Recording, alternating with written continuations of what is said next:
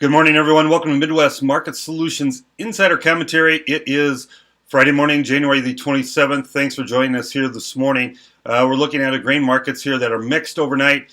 Very limited trade as I look at my trading screen.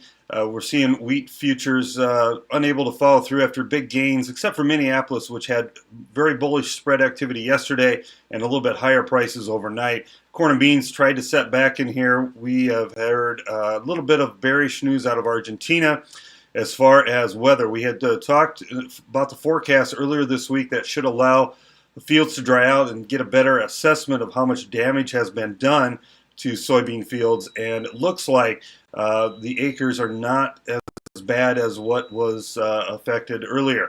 There was estimates of 2 million hectares, and now it looks like 1.3 million, so down from previous estimates, and that's allowed corn and soybeans to pull back. Now, if we can find some support here and rally, that would be bullish for both corn and soybeans. In fact, taking out yesterday's highs should be positive for meal and corn and soybeans as well.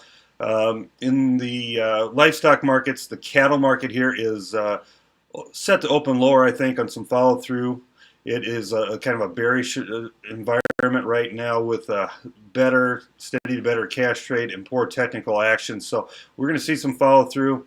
The northern feedlots have not traded any cash yet, and I think when they do, they're going to be very late this week. They've had some very poor conditions to deal with this week and will not take anything less than at least steady money, possibly higher money, but no reason to make sales now after the storm has passed at less money than most you can get, and certainly going to have to be steady with a week ago.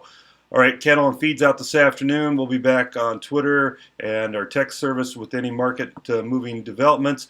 We are looking at this two-sided trade in the grains, lower in the livestock. Have a great day. This has been